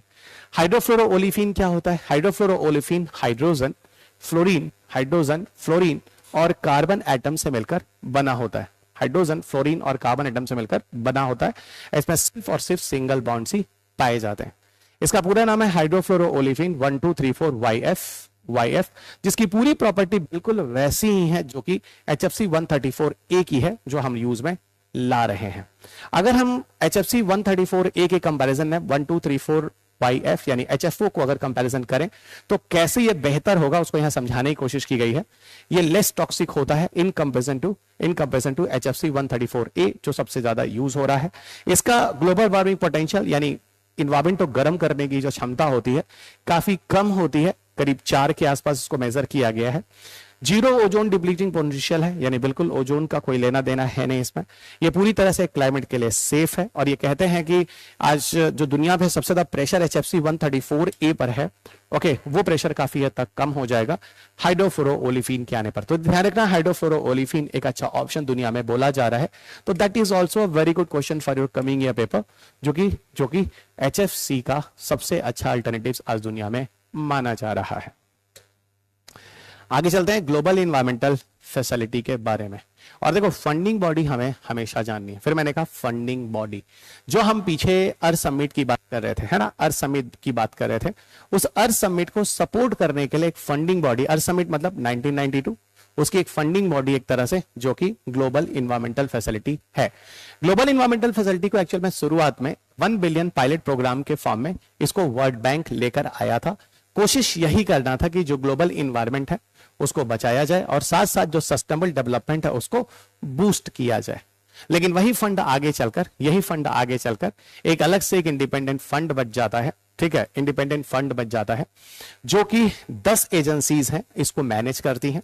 ग्लोबल इन्वायरमेंटल फैसिलिटी को टोटल 186 कंट्रीज हैं जो एडॉप्ट करते हैं, मतलब उनके लिए ये फंडिंग है जो उनके कंट्रीब्यूशंस में जाता है। साथ ही साथ इनमें international institution, civil societies, organisations, इसके अलावा प्राइवेट सेक्टर भी जो ग्लोबल इन्वायरमेंटल इश्यूज को लेकर काम कर रहे हैं, उन सबके लिए फंडिंग जो होता है वो यूज में लाया जाता है। और आगे बढ़ते हैं। ग्लोबल इन्वायरमेंटल फैसिलिटी अगर देखा जाए तो सबसे बड़ा पब्लिक फंडर है, जो डिफरेंट तरह के प्रोजेक्ट्स को इंप्रूव करने के लिए लाया जाता है, जो ग्लोबल इन्वायरमेंट को सस्टेनेबल बना सके। इसके अलावा यहां पर कुछ चीजें और हैं। ये जिस तरह के प्रोजेक्ट लेकर आता है, वो प्रोजेक्ट जो है वो biodiversity, climate change, international water, land degradation, ozone layer और परसिस्टेंट ऑर्गेनिक पॉल्यूटेंट को कंट्रोल करने के लिए होता है, यानी जैव विविधता की सुरक्षा किया जाए, क्लाइमेट चेंज में किसी तरह की परिवर्तन ना होने पाए, सस्टेनेबिलिटी की तरफ चले, इन सारे इश्यूज पे बात होता है। ग्लोबल इन्वायरमेंटल फैसिलिटी की बात करें तो एक तरह से एक फाइनेंशियल मैकेनिज्म है जो बहुत सारे कन्वेंशंस को फाइनेंशियल हेल्प भी करता है। वो कौन कौन से हैं? जैसे आपको मिल जाएगा CBD, जिसपे हम लोग आगे चर्चा करेंगे, United nation convention biological diversity, UNFCCC United nation framework convention climate change जो ग्रीन हाउस गैस को लेकर है, जिसपे हम पीछे चर्चा कर चुके हैं। आगे UN convention on combat desertification, इसके ठीक पीछे के लेक्चर पे हमने UNCCD की बात की थी। इसके अलावा लैंड डिग्रेडेशन न्यूट्रलिटी वगैरह के बारे में। इसके अलावा स्टॉकहोम कन्वेंशन जो परसिस्टेंट ऑर्गेनिक पॉल्यूटेंट्स को लेकर है, आगे बात करेंगे। और मिनीमाटा कन्वेंशन जो कि हम आगे बात करेंगे। तो कुछ ऐसे हैं यहां पर जिनकी फंडिंग बॉडी है, जो GF उनको फंडिंग वगैरह देता है, सपोर्ट करता है। तो इनमें से कुछ हम पीछे डिस्कस कर चुके हैं, कुछ अभी है जो आगे करने वाले। पर याद रखिएगा, global environmental facility still it is a very important topic. UPSC में शायद 2 बार ये क्वेश्चन आ भी चुका और आगे भविष्य में भी ये क्वेश्चन जरूर आएगा। Global environmental facility even Montreal protocol वगैरह से कहते हैं डायरेक्टली कनेक्ट नहीं है, लेकिन कहीं ना कहीं इनडायरेक्टली ये उनको भी सपोर्ट करता है, क्योंकि यहाँ पर कहीं भी मॉन्ट्रियल कन्वेंशन वगैरह के बारे में नाम नहीं लिखा था, लेकिन फिर भी ये ओजोन डिप्लेशंस को इनडायरेक्टली फिर भी सपोर्ट करता है। कुछ तरह की चीजें नहीं होनी चाहिए। तो ठीक है, it is the best and biggest monetary mechanisms है जो UN convention on diversity, UNFCCC वगैरह में काफी सपोर्ट कर रहा है। अब देखो, ये तो मैंने आपको पहले ही बता दिया किन किन चीजों को लेकर ये सपोर्ट करता है। तो 7 मेन एरियाज हैं जहां पर ग्लोबल इन्वायरमेंटल फैसिलिटी आपको फंडिंग देता है, not directly but indirectly ozone के डिप्लेशंस को भी प्रोटेक्ट करने की कोशिश करता है। तो biodiversity, change in climate, chemical वगैरह का मिसयूज, परसिस्टेंट ऑर्गेनिक केमिकल्स, इस तरह की चीजें पता होगा। परसिस्टेंट ऑर्गेनिक केमिकल कंपाउंड्स वो होते हैं जो ऐसे ऑर्गेनिक कंपाउंड जो हम यूज करते हैं किसी काम के लिए, मान लो प्रोडक्टिविटी बढ़ाने के लिए या किसी काम के लिए, लेकिन पता चला वो डिकम्पोज नहीं होता, वहां सॉइल में रह जाता है काफी लंबे समय के लिए, वहां की जैव विविधता के लिए खतरनाक होता है, वो परसिस्टेंट ऑर्गेनिक पॉल्यूटेंट्स कहलाते हैं, उस तरह की चीजें। अब देखो, इसके अंदर ग्लोबल इन्वायरमेंटल फैसिलिटी के अंदर कुल 2 तरह की फंडिंग है। सबसे बड़ी फंडिंग बॉडी आपको दिख ही रहा है, एक जिसे हम कहते हैं SCCCF यानी स्पेशल क्लाइमेट चेंज फंड, और दूसरा LDCF जिसे हम लीस्ट डेवलपमेंट कंट्रीज फंड के नाम से जानते हैं। ओके, अब जो मैंने आपको बोला कि पीछे ये कई कन्वेंशन को सपोर्ट करता है, उसके अलावा बहुत सारे और भी कन्वेंशंस वगैरह ट्रीटीज है जिनको सपोर्ट करता है, but they are not much important, but फिर भी still I have given inside the book, है ना, थोड़ा सा उसी को PDF लेकर आया, लेकिन मेन वही था जो मैंने अभी आपको पीछे बताया था, ये जो आपके सामने दिख रहे हैं इनको। और इनडायरेक्टली ये किसको सपोर्ट करता है? ओजोन लेयर को लेकर भी। फाइन, आगे चलते हैं। अब आते हैं इन दोनों के दोनों फंडिंग पर। जो ग्लोबल इन्वायरमेंटल फैसिलिटी मैनेज करता है, एक स्पेशल क्लाइमेट चेंज फंड होता है, और दूसरा जिसे हम लीस्ट डेवलप कंट्रीज फंड कहते हैं। लीस्ट डेवलप कंट्रीज में लगभग 40 प्लस कंट्रीज हैं, जिनकी एक लिस्ट आपको मैं बताऊंगा अगले पीपीटीज में। रुको थोड़ा।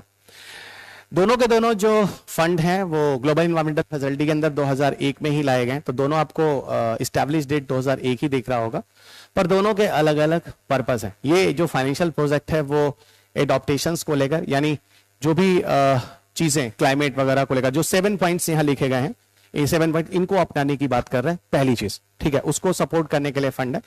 टेक्नोलॉजी ट्रांसफर्स करने की बात कर रहा है, कैपेसिटी डेवलपमेंट की बात कर रहा है। कैपेसिटी मतलब जो और ज्यादा क्षमता विकसित कर सकते हैं अपने कंट्रीज में, रिसर्च एंड डेवलपमेंट वगैरह। Energy, transport, industry, agriculture, forestry से जुड़े हुए मुद्दों पर पेमेंट वगैरह, जो पैसे वगैरह की फंडिंग चाहिए।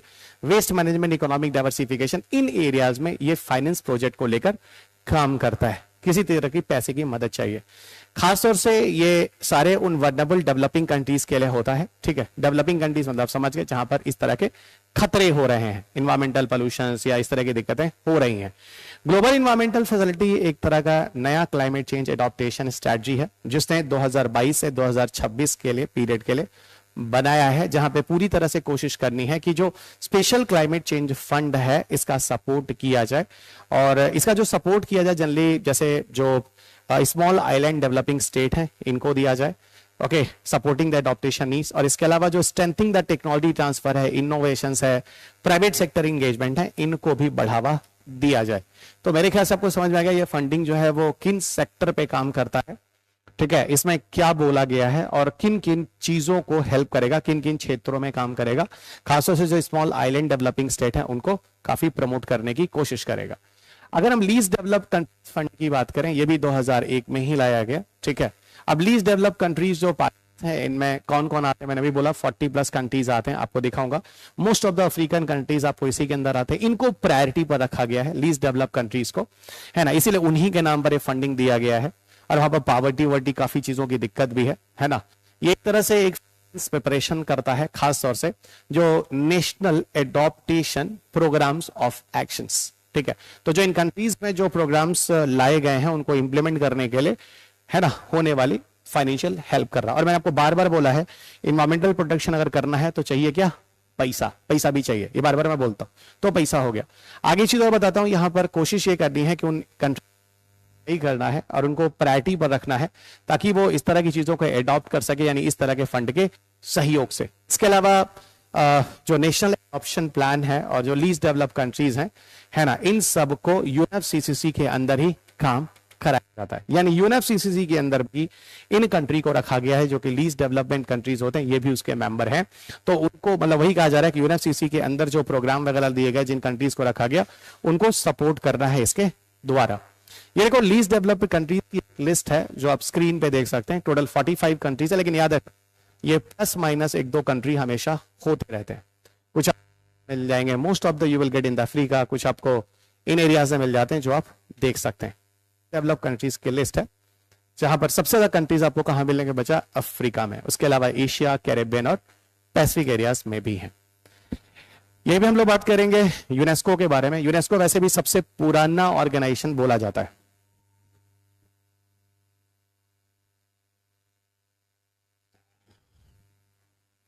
यूनेस्को की अगर हम बात करें तो ये सबसे पुराना ऑर्गेनाइजेशन है, ठीक है, आप चाहे तो देख सकते हैं। इसको स्टैब्लिश किया गया है, फाउंडेड है इन 16 नवंबर 1945 में। और यूनेस्को का पूरा नाम है united nation educational, scientific and cultural organisation, ठीक है। इसको पीछे भी हम लोगों ने बात किया था जब 1945 के बाद हम लोगों ने पढ़ना शुरू किया था, ओके, यूएन के बाद, ठीक है। इसका जो हेडक्वार्टर है, जब चैप्टर की शुरुआत की थी मैंने क्या कहा था, 1945 यूएन के पहले की चीज हमारे काम की नहीं है, यूएन के बाद की चीज हमारे काम की है 1945 के बाद। तो 1945 के बाद मैंने बोला जो पहला ऑर्गेनाइजेशन है वो हमारा यहीं से मानेंगे, यूनेस्को, यहीं से शुरुआत होती है। तो इसका हेडक्वार्टर जो है वो पेरिस में है। और इसका पूरा जो काम है, ठीक है, it contribute the peace and safety for the promoting international collaboration through instructive, precise and cultural reforms. और इसीलिए अभी यूनेस्को के कुछ चीजें बताऊंगा, जैसे मैन एंड बायोस्फीयर प्रोग्राम वगैरह, जिस पर भी क्वेश्चंस पूछे गए हैं। टोटल 194 मेंबर स्टेट्स हैं, प्लस माइनस तैयार रखना, कुछ ना कुछ बढ़ता घटता रहता है। और 12 एसोसिएट मेंबर्स भी हैं। यूनेस्को किन किन डिसिप्लिन में काम करता है? तो 5 मेजर प्रोग्राम्स हैं जो यूनेस्को के अंदर लाए जाते हैं। इन्हीं को ही बढ़ावा देना होता है, इसका मुख्य उद्देश्य होता है एजुकेशन को, नेचुरल साइंस को लेकर बढ़ावा देना है, सोसाइटी और ह्यूमन साइंस को बढ़ावा देना है, कल्चर को बढ़ावा देना और कम्युनिकेशन इंफॉर्मेशन सिस्टम काफी अच्छा रखना है अगर हमें साइंटिफिक डेवलप करना है। तो यूनेस्को का मेन काम यही है कि एक तरह से एक शांति टाइप की चीजें बनी रहें। इसलिए बनी रहें क्योंकि अगर पावर्टी को एलिमिनेशन की बात करता है, सस्टेनेबल डेवलपमेंट की बात करता है, एजुकेशन की बात करता है, विज्ञान की बात करता है, कल्चर की बात करता है, कम्युनिकेशन इंफॉर्मेशन की बात करता है, तो काफी हद तक ये सारी चीजें एक तरह से शांति के लिए जरूरी होती हैं। इसके अलावा यूनेस्को की स्ट्रेटजी और एक्शंस जो हैं वो पीछे मिलेनियम डेवलपमेंट गोल में भी लिए गए थे। और मिलेनियम डेवलपमेंट गोल मैंने आपको बोला था जिसमें कुछ चीजें रह गई थी जो डेवलप नहीं हुई थी, बाद में इसी को और ज्यादा इंप्रूव करके हम लोगों ने सस्टेनेबल डेवलपमेंट बात की है। Okay, sustainable development goal. इसमें एक चीज और आती है यूनेस्को के अंदर map programme, that is very very important question. और फिलहाल हम मैप प्रोग्राम पर आगे बात करेंगे जब हम लोग बायोस्फीयर के बारे में बात कर रहे होंगे। ठीक है, जब हम बायोस्फीयर के बारे में बात करेंगे वहां पर हम मैन एंड बायोस्फीयर प्रोग्राम पर करेंगे। और ये बायोस्फीयर वगैरह आएगा कहां? जब हम कंजर्वेशन का चैप्टर करेंगे। लेकिन अभी के लिए क्योंकि यूनेस्को की बात कर रहे हैं, यूनेस्को के अंदर कहीं ना कहीं मैप की बात होती है, इसलिए थोड़ा सा मैप पे भी डिस्कशन कर लेते हैं। मैप जो प्रोग्राम है यूनेस्को के अंदर ही लाया गया और इसको लॉन्च किया गया है 1971 में, जबकि यूनेस्को कब आ गया था? 1945 के आसपास ही। ओके, ये एक तरह का इंटर गवर्नमेंटल साइंटिफिक प्रोग्राम है, यानी वैज्ञानिक कार्यक्रम यहाँ पर होते हैं। और बताऊंगा बायोस्फीयर जो होते हैं बड़े इंपॉर्टेंट होते हैं, इवन नेशनल पार्क, सेंचुरीज और बायोस्फीयर रिजर्व्स। और मैं बोलूंगा बायोस्फीयर रिजर्व्स का इंपॉर्टेंस सबसे ज्यादा होता है जिसको दुनिया में कंजर्व किया जाता है। और ये डिफरेंस आपको मैं बायोडाइवर्सिटी और कंजर्वेशन वाले चैप्टर में बताऊंगा कि नेशनल पार्क, सेंचुरीज और बायोस्फीयर रिजर्व्स में डिफरेंस क्या क्या होते हैं। ठीक है, तो एक तरह से इंटर गवर्नमेंटल साइंटिफिक प्रोग्राम है जो साइंटिफिक फाउंडेशंस वगैरह है। ठीक है, बहुत ज्यादा जरूरी है साइंटिफिक फाउंडेशन को स्टैब्लिश करना, मतलब वहां पर डिफरेंट तरह के जेनेटिक लेवल पे एक्सपेरिमेंट करने हैं, रिसर्च करने हैं, उस पर ये काम करेगा। और डेफिनेटली उस एरियाज में बायोस्फीयर रिजर्व्स होते हैं। ठीक है, स्पेशली मैं लिख देता हूँ, ये ऑलरेडी लिखा हुआ बायोस्फीयर प्रोग्राम होता है, तो जो दुनिया के बायोस्फीयर रिजर्व्स होते हैं, ठीक है, जैव आरक्षित क्षेत्र वगैरह जिसे कहते हैं, उसको प्रोटेक्शन करने की कोशिश करता है। और मैप प्रोग्राम दुनिया में इंटरनेशनल लेवल पर लाया गया है। मैप प्रोग्राम जनरली वहां के नेचुरल एरियाज में, वहां के सोसाइटी वगैरह में एक वैज्ञानिक तकनीकी से वहां की चीजों की स्टडी करता है, जिससे वहां की जो जीविकोपार्जन है यानी ह्यूमन लिवलीहुड के लिए जो सर्वाइव करता है उसको एक बेटर लाइफ दिया जा सके। Even financial side, educational side, इन सारी चीजों पर यहाँ पर ध्यान देता है। और पूरी तरह से हम जो नेचुरल और इकोसिस्टम होता है उसको मैनेज करते हैं। इवन जनरली दुनिया में, पूरी दुनिया की अगर बात करें तो लगभग 748 बायोस्फीयर रिजर्व्स है जो कि है। इवन मैं आपको बताऊं पिछले 2-3 सालों में कम से कम 70 to 80 बायोस्फीयर रिजर्व्स ऐसे हैं जो बढ़ गए हैं। और 134 कंट्रीज के अंदर बायोस्फीयर रिजर्व्स है। कुछ 23 टाउन्स बाउंड्री साइट्स भी हैं, 2 कंट्रीज के बीच वाला जो एरिया आता है वहां पर है। फिलहाल इस पे यहां जाने की जरूरत नहीं है, उसको हम लोग बायोडाइवर्सिटी और कंजर्वेशन में बात करेंगे, अलग अलग कंट्रीज में कितने कितने साइट्स हैं। आगे ले चलते हैं सीआई के बारे में। देखो सीआई भी बहुत ही इंपॉर्टेंट है and even I am expecting for your UPSC examinations. अगर आपसे ये पूछा जाए दुनिया में हॉटस्पॉट डिसाइड कौन करता है, तो याद रखना दुनिया में हॉटस्पॉट डिसाइड करता है conservation international. Okay, science and tech में भी जब मैं आपको जैतापुर न्यूक्लियर पावर प्लांट पढ़ाता हूं तो वहां पे ये बात करता भी हूं कि जो बायोस्फीयर रिजर्व्स हैं, जो हॉटस्पॉट है, ठीक है, वो जैतापुर में जो वेस्टर्न घाट का एरिया है, जो जहां पर न्यूक्लियर रिएक्टर्स जो लगाए जा रहे थे, इसको लेके काफी प्रोटेस्ट हुआ था। वहां प्रोटेस्ट होने के पीछे कारण यही था कि वो एक हॉटस्पॉट एरिया था। फिर हॉटस्पॉट के बारे में हम लोग बात करेंगे कहां? जब हम बायोडाइवर्सिटी और कंजर्वेशन के बारे में बात करेंगे उस चैप्टर में। लेकिन इतना जरूर बताऊंगा, हॉटस्पॉट जो होता है वो कंजर्वेशन इंटरनेशनल ही डिसाइड करता है किसी जगह को। So it is a very good question for your UPSC prelims examination, इसको थोड़ा सा ध्यान रखना। इवन कंजर्वेशन इंटरनेशनल भी एक तरह का एनजीओ ही है जो कि अमेरिका की है, अमेरिका की ही एक नॉन प्रॉफिट एनवायरमेंटल ऑर्गेनाइजेशन है। फिलहाल इट वाज फाउंडेड इन 1987 और यहाँ पर पूरी कोशिश यही है कि जो नेचर है, गॉट इट, जो नेचर है यानी जो प्रकृति वगैरह है उसको सुरक्षित रखना है। और प्रकृति के साथ क्या क्या चीजें होंगी, ऑफकोर्स वहां का फूड होगा, वहां का फ्रेश वाटर होगा, उसकी वजह से वहां का हेल्थ होगा, वहां की सोसाइटी होगी, गॉट इट। जैसे कि कहते हैं ना, अगर if you disturb the nature तो नेचर विल डिस्टर्ब यू, यानी एक तरह का ये गिव एंड टेक रिलेशन होता है। अगर हम प्रकृति को नुकसान पहुंचाते हैं तो प्रकृति हमें नुकसान पहुंचाती है, गॉट इट। एकदम पूरा गिव एंड टेक रिलेशन है। इसके साथ इकोसिस्टम वगैरह को काफी हद तक हम मेंटेन रखेंगे, जो नेचुरल डाइवर्सिटीज है जो पाई जाती है पूरी पृथ्वी पर, उसको एज इट इज रखना है। सो ठीक है, ये इसका पूरा कोशिश यही है कि नेचर को प्रोटेक्ट करना है। इसका काम क्या है? काम यही है कि नेचुरल साइंस एंड टेक्नोलॉजीज को लेते हुए उनकी पॉलिसीज बनाना, इंटर गवर्नमेंटल मतलब कंट्रीज के साथ मिलकर पार्टनरशिप करना, कम्युनिटी स्टेक होल्डर कंपनियों को साथ लाना, ठीक है, अल्टीमेटली बिजनेसेस वगैरह सबको पूरी तरह से सबको साथ लाना और कोशिश करना एनवायरमेंट को हम हेल्दी बनाकर रखें। तो that is a very important topic of the conservation international. आगे ले चलते हैं वर्ल्ड वाइल्ड लाइफ फंड। ठीक है, वर्ल्ड वाइल्ड लाइफ फंड, देखो WWF भी एक तरह का एनजीओ है, और जैसे कंजर्वेशन इंटरनेशनल जो यूएस का एक एनजीओ बात कर रहे थे, तो WWF world wild life fund ये भी एक एनजीओ ही है, गॉट इट। और फिलहाल ये लाया गया कब? 1961 में इट वाज फाउंडेड। और आपको एक बात बता दूं, ये कुछ रिपोर्ट्स भी पब्लिश करता है जिसका नाम होता है लिविंग प्लैनेट इंडेक्स, है ना, लिविंग प्लैनेट इंडेक्स। और ये जो रिपोर्ट पब्लिश होता है living planet index and environment, ये हर 2 साल में आता है, एवरी 2 ईयर्स में। और इसके माध्यम से ये बताता है कि दुनिया में किस तरीके से, है ना, जो वाइल्ड लाइफ है उसका नुकसान हो रहा है। अब यहाँ पे देखो टोटल 5 मिलियन सपोर्टर्स इसमें, सबसे बड़ा कंजर्वेशन ऑर्गेनाइजेशन भी बोलते हैं दुनिया का, क्योंकि इसमें जितने लोग और जितने एरियाज कनेक्टेड है उतना आज तक अभी तक दुनिया में किसी और ऑर्गेनाइजेशन में नहीं है। इसलिए WWF को हम दुनिया का सबसे बड़ा कंजर्वेशन ऑर्गेनाइजेशन के नाम से भी जानते हैं। बताओ जिस कंजर्वेशन ऑर्गेनाइजेशन के लगभग 5 मिलियन सपोर्टर्स होते हैं पूरी दुनिया में, 5 मिलियन का मतलब होता है 50 लाख। ऑफकोर्स अपने आप में वो दुनिया में इतना बड़ा ऑर्गेनाइजेशन हो जाएगा। कुछ चीजें और मैं आपको बता दूं, लगभग 100 कंट्रीज हैं, 100 से ज्यादा ही कंट्रीज हैं जहां पर WWF अपने कंजर्वेशन कर रहा है। और इनका जो कंजर्वेशन वगैरह होता है दुनिया में, वो किन क्षेत्रों में काम करता है, तो वहां आप देख सकते हैं। तो ओशंस और कोस्टल एरियाज को लेके वहां के जो वाइल्ड लाइफ होते हैं, जो फॉरेस्ट होता है और खासतौर से जो फ्रेश वाटर इकोसिस्टम होते हैं, इन सारी जगहों पर ये प्रोटेक्शन का काम करता है। फिर मैं बता दूं, वाइल्ड लाइफ में सिर्फ एनिमल्स ही नहीं आते हैं, इवन प्लांट्स भी आते हैं। जैसे बहुत सारे जंगली पौधे होते हैं, इस तरह की चीजें होती हैं जिनका बहुत सारा मेडिसिनल वैल्यूज भी हो सकता है। क्या पता आज अभी तक हम उस लेवल पर जेनेटिक स्टडी ना कर पाए हो, तो आगे भविष्य में हम जाकर उन चीजों की स्टडी कर पाएंगे। तो यहां पर क्या है, एंडेंजर्ड स्पीसीज की बात होगी, सस्टेनेबल प्रोडक्शन ऑफ सप्लाईज और क्लाइमेट चेंज की बात होगी। ठीक है, यानी पूरा का पूरा जो WWF है वो इन्हीं क्षेत्रों में रहकर अपना काम कर रहा है। और शायद सुना होगा इसका जो एक पिक्टोग्राफ है, इसका जो एक लोगो है वो जायंट पैंडा है। कभी कभार देखो SSC बैंकिंग में या उत्तर प्रदेश के जो हल्के के जो स्टेट फीचर्स वाले क्वेश्चन है उसमें इस तरह के क्वेश्चंस आ जाते हैं। तो WWF का लोगो वगैरह पूछ लिया जाता है, तो that is giant panda. Okay, WWF के बारे में अगर देखा जाए 21वीं सदी में, तो ये जनरली जो फोकस करता है restoring the populations of 36 species. ये कुछ फैक्चुअल डेटा है जो मैं थोड़ा ऐड ऑन कर रहा हूं। ठीक है, जो नेशन लेवल पे जैसे एलिफेंट है, ट्यूनाज है, वेल्स है, डॉल्फिन्स है, पोर्पोइसेस है, ये कुछ एनिमल्स हैं जिन पे काफी हद तक काम कर रहे हैं। इसके अलावा अगर देखा जाए तो डिफरेंट क्षेत्रों में भी काम कर रहा है WWF, जैसे carbon emissions, crop land, grazing land, fishing, Forestier water. क्योंकि मैं बार बार इस चीज को कह रहा हूं, वाइल्ड लाइफ का मतलब आप जंगली जानवर मत समझना, वहां पे उस जगह के रहने वाले क्षेत्रों को भी समझना जहां पर उस तरह के एनिमल्स वगैरह रहते हैं या प्लांट्स रहते हैं।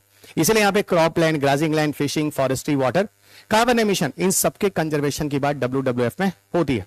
WWF का कुल 3 मुख्य गोल है, और आखिर अगर वैश्विक गोल इनका देख लोगे तो आपको ज्यादा क्लियर हो जाएगा। पहला, एंडेंजर्ड स्पीसीज है जिनके नंबर समय के साथ कम हो रहे हैं, इसे भी हम लोग बात करेंगे। जब IUCN की 9 कैटेगरीज पर आएंगे बायोडाइवर्सिटी कंजर्वेशन में, तो मैं आपको बताऊंगा एंडेंजर्ड स्पीसीज में क्या क्या होता है। Endangered, critically endangered, vulnerable, critically in the wild, extinct, ये सारे के सारे कैटेगरीज। ओके, इसके अलावा एंडेंजर्ड स्पीसीज ही नहीं, जिन एनिमल्स या प्लांट की संख्या कम हो रही है, इवन उस एरिया की भी जिसका एरिया का लॉस हो रहा है। देखो, हैबिटेट अगर कहीं आपने बर्बाद कर दिया, वो निवास स्थान बर्बाद कर दिया, तो उस वजह से भी वहां पे रहने वाले जो प्लांट्स एनिमल होंगे अपने आप बर्बाद कर रहे हैं। वही यहाँ पे कह रहा है कि हम एंडेंजर्ड स्पीसीज को तो सेव रखेंगे, साथ साथ उस तरह के हैबिटेट्स को भी सेव करेंगे जो एंडेंजर्ड हो रहा है, यानी उन जगहों को खत्म किया जा रहा है।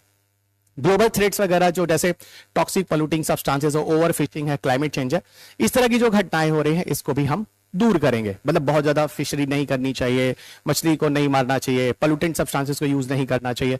इवन ये क्वेश्चन UPSC में शायद 2017-18 के आसपास पूछा गया था कि दुनिया में एक इनिशिएटिव्स है शायद 18 या 19 के आसपास, जिसको हम सेलिब्रेट करते हैं। ओके, उसका नाम है अर्थ आर। और शायद आपको पता होगा कि ये ऐसा मूवमेंट है जिसको भी WWF ही लेकर आया था। तो ये क्वेश्चन पूछा गया था कि WWF का इनिशिएटिव अर्थ आर है।